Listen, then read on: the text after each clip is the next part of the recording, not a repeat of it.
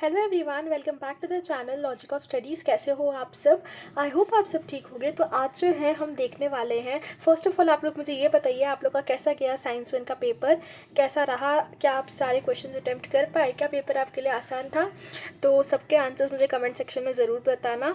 और अच्छा, अगर अच्छा नहीं भी गया तो कोई नहीं, आपके पास अभी भी बायो के लिए मौका है, साइंस 2 के लिए, तो उसमें भी आप पूरी जी जान लगा दीजिए। अच्छा, 2-3 दिन का छुट्टी है तो अच्छे से कर लेना वो, जिससे आपके सारे मार्क्स का मतलब साइंस और साइंस 2 को मिला के आपका मार्क्स बैलेंस हो जाए।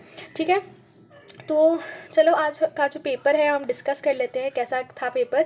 मॉडरेट, हाई, डिफ़िकल्ट, आसान क्या था वो सब देख लेते हैं। तो ये भी पेपर आपका 2 घंटे का था और 40 मार्क्स का पेपर था। आज आपका साइंस 1 का पेपर था, है ना? चलो, तो इससे आते हैं क्वेश्चन नंबर 1A, जो है हमारा fill in the blanks MCQs 5 marks का। तो पहला का आंसर है जनरेटर। देखो, अगर आप लोग ने गैल्वेनोमीटर या एमीटर सब में से अगर क्लिक किया है अगर आंसर, तो मैं बता दूँ ये सारे जो होते हैं ये सारे डिटेक्ट करने के लिए पाए जाते हैं। ठीक है, गैल्वेनोमीटर डिटेक्ट करता है करंट को, वोल्टमीटर वोल्टेज को, तो ये सब डिटेक्ट के लिए पाए जाते हैं। बट जो जनरेटर होता है वहाँ से करंट इंड्यूस होता है, निकलता है। ठीक है, फिर सेकेंड का आंसर है 0 डिग्री। ये तो बहुत आसान था, ये तो बहुत ज़्यादा ही आसान था। स्ट्रेट लाइन में, जब सब कुछ ही स्ट्रेट लाइन में है तो एंगल्स क्या बनेंगे? कुछ भी नहीं, मतलब 0।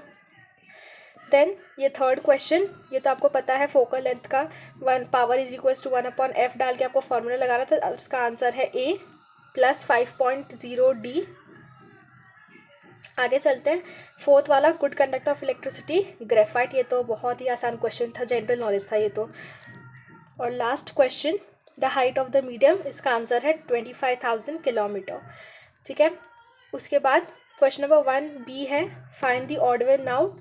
ऑड वन आउट में पहला है मैग्नेट, क्योंकि सारे जो है ये सारे इलेक्ट्रोमैग्नेटिक इंडक्शन पे वर्क करते हैं। देन इसका आंसर है वाइट। ऑफकोर्स AgCl था, तो इसमें तो आप थोड़ा सा ब्रेन यूज़ कर सकते थे। AgCl है, सॉल्ट है, तो सॉल्ट तो मोस्टली वाइट ही होते हैं, right. Then third match the pair का आंसर है 1.0003।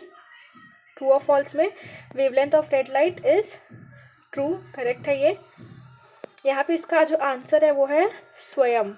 ठीक है, इसका आंसर स्वयं है। देन उसके बाद हम साइंटिफिक रीजंस पे आते हैं, वो सब तो आप लोग ने अटेम्प्ट कर लोगा, उसका मैं कुछ बताती नहीं हूँ। हाँ, फिर उसके बाद जो थे जैसे बताने वाले उसके बता देते, जैसे इसका आंसर है ह्यूमिड और सेकेंड का है ड्राई। देन ये केमिकल रिएक्शन है, आप एक बार चेक कर लेना अपने रिएक्शन सही से लिखा है या नहीं, सारे नंबर्स। ये तो बहुत आसान था, इसको आपको जस्ट बैलेंस करना था और क्या प्रोडक्ट मिलता है वो लिखना था। तो 12C + 11H2O। Distinguish between mass and weight, आसान क्वेश्चन था। ये भी आपका टेबल प्रोवाइडेड था, उसके आंसर्स हैं ये जो आप देख सकते हो। नेविगेशनल सैटेलाइट का है IRNS सैटेलाइट, और लॉन्चर PSLV। देखो PSLV दोनों में ही कॉमन था।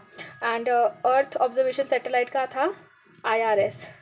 ठीक है, और फिर उसके बाद आ जाते हैं क्वेश्चन ये फिफ्थ वाले पे, वो तो चलो आपका पीरियोडिक और ग्रुप में आपको डिफाइन करना था।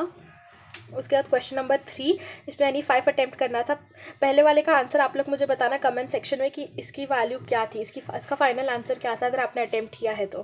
क्वेश्चन नंबर 2 का आंसर आप देख लो, एटॉमिक नंबर इसका कितना है? देखो 2 + 8 10 + 1 11, तो एटॉमिक नंबर 11। एटॉमिक नंबर अगर 11 है तो ग्रुप देखो, ग्रुप कौन सा है? लास्ट में कितने इलेक्ट्रॉन्स है? लास्ट में 1 इलेक्ट्रॉन है, तो मतलब ग्रुप क्या होगा? 1, sorry, valence electron. Then which period, तो कितने शेल्स हैं यहाँ पे, कितने शेल्स बने हैं? 2 8 1, मतलब 3 शेल्स है, तो यहाँ पे पीरियड क्या होगा? 3। ऐसे आप आइडेंटिफाई कर सकते हो ग्रुप और पीरियड को।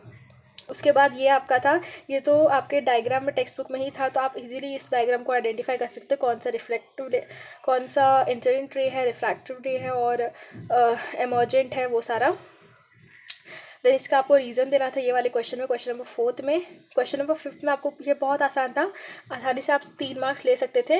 इसमें आपको बस बताना था कौन सा चेंज है, फिजिकल है या केमिकल है। तो transformation of ice into water physical, ripening of fruit chemical, milk turn into curd chemical, evaporation of water physical, digestion of food into in the stomach chemical. देखो ये पता है ना कि हमारे स्टमक में HCl प्रोवाइडेड होता है, जिसके कारण हमारा फूड डाइजेस्ट होता है, तो वो किसका प्रोसेस है? केमिकल प्रोसेस है। ठीक है, अगर आपको ये नहीं पता था तो बस जस्ट बता दिया। Iron filing gets attracted towards the magnet, it's a physical. ठीक है, आगे बढ़ते हैं। देखो ये वाला डायग्राम मैंने वो पहले वो किया है। ये वाला जो डायग्राम है बहुत इंपॉर्टेंट है, ठीक है। अगर कोई 2024 के बैच वो देख रहे हैं तो उन्हें बता दें डायग्राम बहुत इंपॉर्टेंट है, इसके बेस क्वेश्चंस मोस्टली टाइम पूछे जाते हैं, ठीक है। तो इसका फर्स्ट का आंसर है मैक्सिमम हाई कैपेसिटी के लिए iron, minimum specific heat capacity के लिए लेड, ठीक है।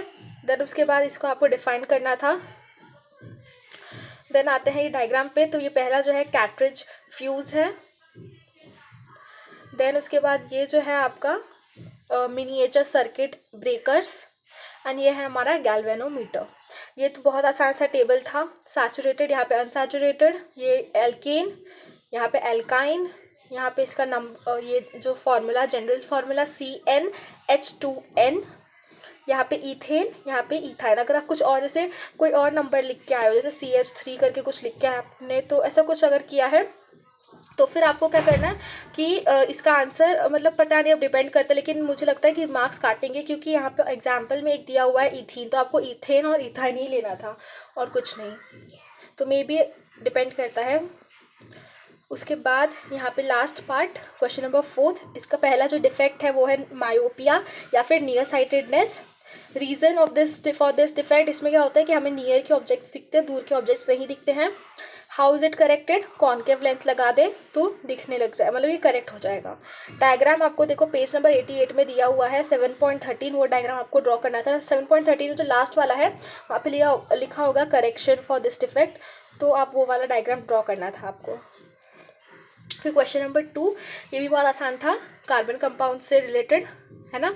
उसमें ये आया था इथिलीन CH2 और इसका आयोपैक नेम था इथीन। एसिटाइलिन का CH triple bond CH। Acetic acid का आयोपैक नेम होता है इथेनोइक एसिड। देखो COOH ग्रुप है तो ओइक हो जाता है वो, और ये ईथ मीथ और ये कार्बन तो ईथ, तो मीथ ईथ तो ethanoic acid. Methyl alcohol, methyl मतलब CH3, अल्कोहल OH, आसान।